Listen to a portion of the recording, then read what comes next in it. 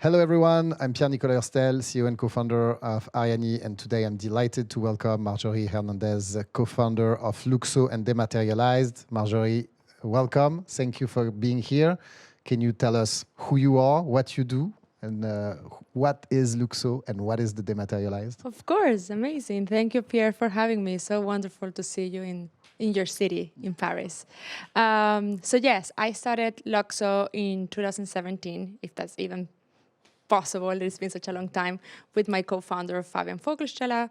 And our mission back then and our vision was to bring blockchain technology outside of the finance world, because that was the kind of like where the conversation was taking place, and bringing into power what we call the new creative economy. So that economy, they will be run and powered only by creative goods and cultural goods.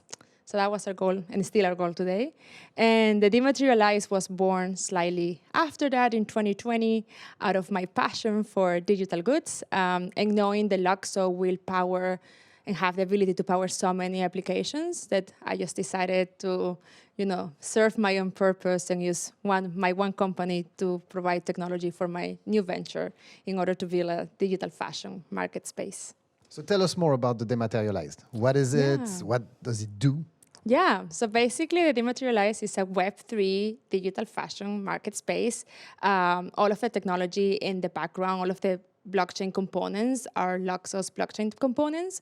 So we utilize our smart contract standards, our universal profiles, everything that LUKSO has been working on for the last 3 years.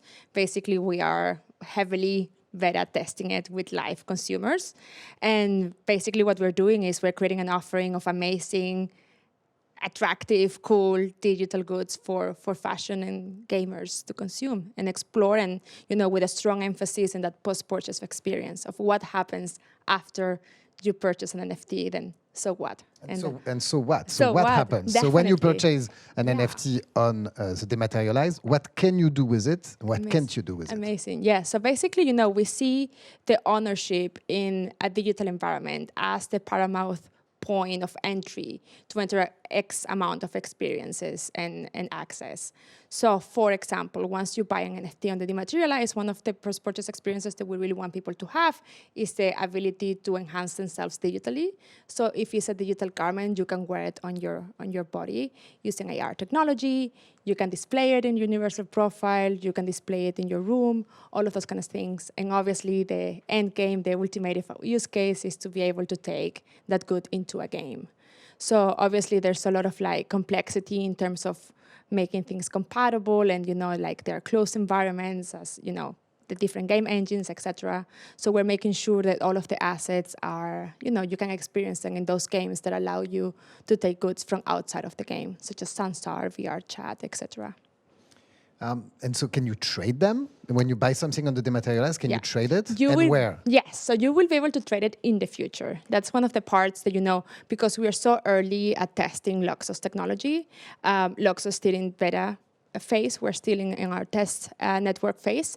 So until there's not a mainnet, we won't be able to trade. So this is the time to buy and hodl and enjoy to keep those NFTs. So once LUKSO goes into mainnet, then tradability will be open. So right now, your digital goods, the NFTs that you can buy on the Dematerialized, for example, you can't go on OpenSea, for example, and trade them? No, not right now. Okay. No. Okay. And, we hear a lot about digital assets being metaverse ready. We see this popping up everywhere. Yeah. Is that really possible? What is the extent of what is today possible with an NFT? Yeah, well, I think, there's a difference between what we know the vision for the future will be, and understanding that, we're moving towards this scenario where, the ownership of digital goods will be within the person who has the control at that point in time. So meaning I need to be in control of the address that owns that digital good, right? So it's outside of kind of like what we had so far, that is basically the goods live within the silos of the different providers, right?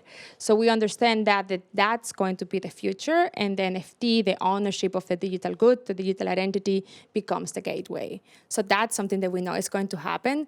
But right now we are in the period of growing pains in terms of like not everything is ready yet. Like the technology and the pieces are being built as we speak.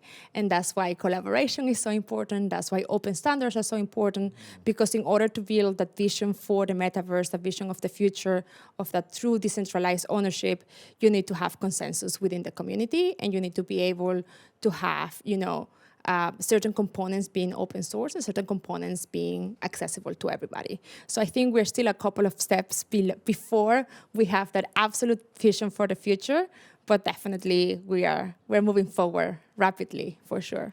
And without being too technical, how is it going to work when you will have something on the LUKSO blockchain that you bought on Dematerialized, and you want to interact with something that is on the Ethereum mainnet, for example, on an L2 or a sidechain? Will it be possible, and will it be easy? Well, I don't know how easy will it be, but I know it's going to be possible, and this has been part of Fabian's and I vision, and kind of like hope for the future has always been, and what we want to remain is compatible with the Ethereum ecosystem. We are, diehard believers in Ethereum and the Ethereum virtual machine. So we see it as Ethereum, not only the Ethereum mainnet, but just the technology behind Ethereum and the virtual machine. So for us, it's very important to remain part of that ecosystem. Okay, enough blockchain. Let's talk about fashion. Yeah. So you did recently two very, very cool projects. Today, a drop of Carl NFT. And a couple of weeks ago, or 2 weeks ago, your collaboration with Vogue Italy and Young Talents. Can you tell us more about these two projects, and how does that work? How do you interact with fashion icon, representative of fashion icon like Karl Lagerfeld, or young talents in the digital asset space? Yeah, and I think that demonstrate the power of blockchain technology in terms that NFTs will do for the consumption of digital goods, something very similar to what social media did for content creation. So basically democratize and make something very accessible that it used to be kind of like only accessible for a very specific group of people, in terms that now, you can have your own digital manufacturing facility that is accessible to anyone. And that's what the Dematerialize is doing. So basically what we do is, because we're still in closed beta, a very successful closed beta since December. Basically what we do is that we work with the creators very closely, kind of like understanding in terms of strategy and their brand, and how they see their brand transitioning to the digital dematerialized future. Like, how can we create a strategy that is sustainable? And they start today. So basically we just work really close with our partners in terms of creating that strategy, creating the products, and bringing those products to life. Our partners, they issue the NFTs themselves, and this is something that is super important, and they do it over LUKSO's universal profiles, in terms that they create their own profiles. That profile is the unique identifier in the blockchain space. It's where you go to verify, and that's the place from where they issue the NFTs. So Lagerfeld, the designers from Vogue Italy, everybody, they issue the NFTs by themselves, and then they go for sale on Dematerialize. How much do you have to help them in terms of the 3D and the materialization of the digital good? Do you need to help them think about the creative and then execute the creative, or do they come with 3D designers? And we are hearing, speaking with brands about all of this, we're hearing more and more about digital craftsmanship. And so where do we find this digital craftsmanship today? Do you bring it to them, or do they come with it? A mixture of both. And I think one of the biggest kind of like demands in the future is going to be for 3D creators and 3D artists. So guys, get ready. Train yourselves in that field. There's going to be a massive demand for digital creators, just in general. So right now, we have our own in-house team that is incredibly talented in terms of like 3D graphics, cloth 3D, all of that stuff. Some of the brands, depending, they have their own skills. Obviously, younger designers, they know how to do it themselves. More established brands, they've been in a very material kind of business, and they're in the process of building that skill. So we support them in that sense. So it's a very collaborative process, which is fun. It's the things that we don't get to do at LUKSO, we do at Dematerialize.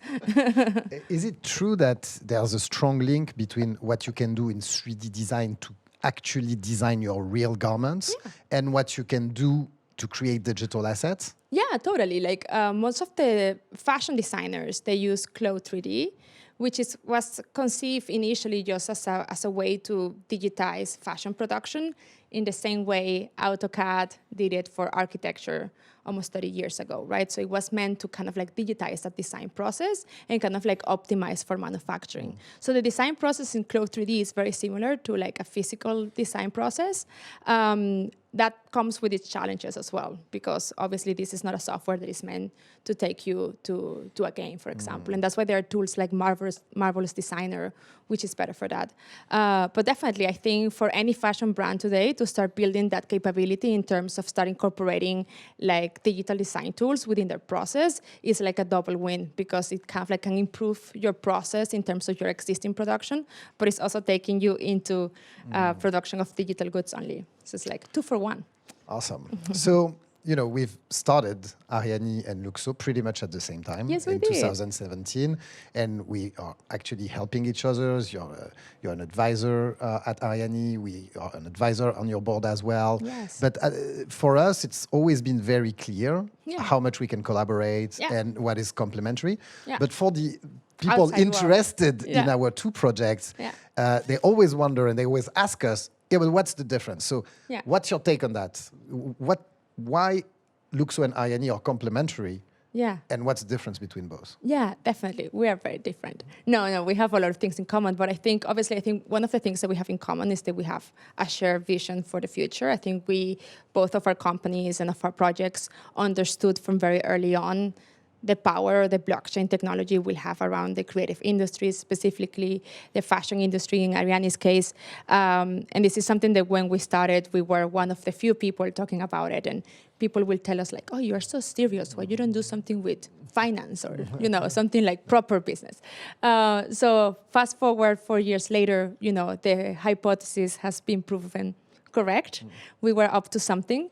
And in terms of like the difference, we obviously LUKSO has a very strong component in terms of like the infrastructure. So we are really working on that layer that Arianee is not really operating yet or won't operate.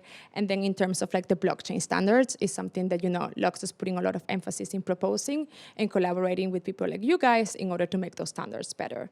So in that sense, I think we have, and we know since a while now, there's tremendous amount for collaborations in terms of like technology, infrastructure, and, like sometimes a bit of competition, which is also good, but mostly we collaborate in terms that you guys really are looking to interface directly with the brands, while LUKSO is looking to interface with creators at large.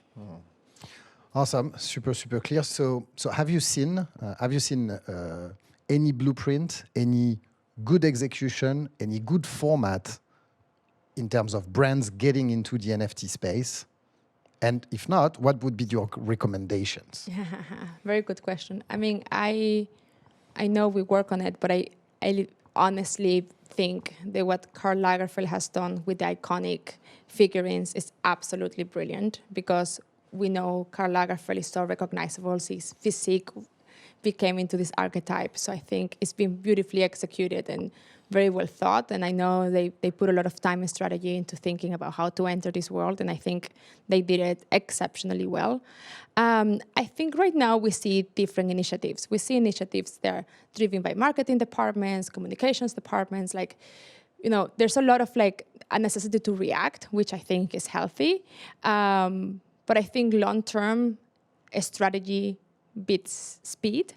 And I think the brands, they really need to look into how their value proposition today translate into a future that is less material than the present, and that is going to progressively become more and more dematerialized.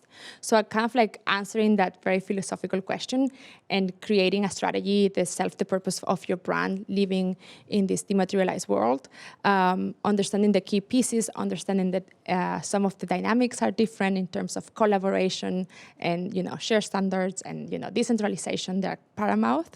Works quite different, as we both know, as the old economy used to. I think if they look into those pieces and commit and have the ability to adapt to this new cultural kind of like change, then I think they will be good. And yeah. What about the links between physical and digital? You know, you get a garment that has an NFT and then you can have a digital experience from it, or you buy a purely digital NFT and then you're going to go back to a physical experience. Yes. What are your thoughts on that? I love it. I think that's the future. We always joke that a physical product without an identity is like an iPhone without a battery. It's like, it's great, you can do nothing with it. And I think in the future, like, honestly, the experience that comes with owning a product is what you want, right? The access that you have to the brand, the history behind it, belonging to a community, right? The reason why we buy these incredible products is not only because of the function that they serve, but it's because we identify with the ethos of the brand and the other people who consume those products. So I think in the moment we can make tangible those connections, brands will have a very successful future, continually selling physical goods. So yeah, I think that's the way of the future, I will say. Amazing. Well, thank you very much. Thanks, Marjorie, for course. coming and speaking with us today. Of course. And see you, I don't know, on the blockchain or on the See dematerialized. The Metaverse or on the Metaverse. or in the brasserie. Thank you so much. Thank you, Thank Pierre. you. Bye. Thank Bye. you.